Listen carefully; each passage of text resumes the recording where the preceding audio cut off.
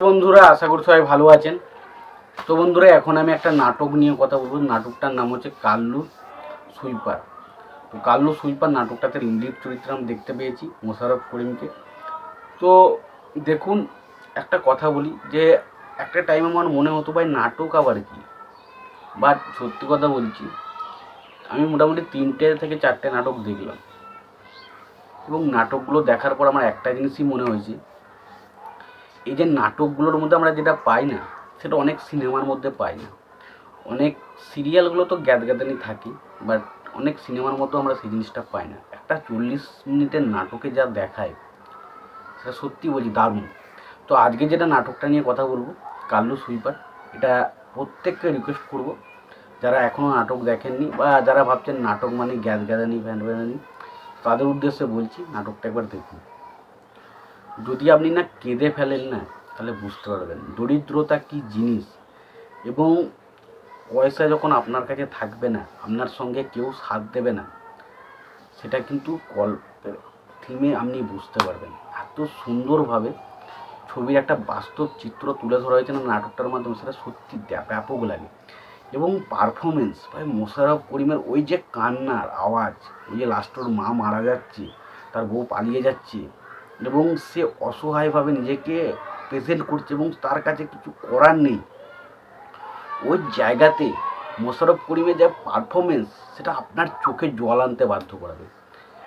মানে আমি আগের দিনে একটা নাটক দেখেছিলাম বিজ্ঞাপন, মোশাররফ করিমের। তো ওই নাটকটা আমার খুব মজা লেগেছিলো এবং লাস্টে কিছু জায়গায় আমার মনে হচ্ছিলো একটু ওরকমভাবে দেওয়ার চেষ্টা করেছে।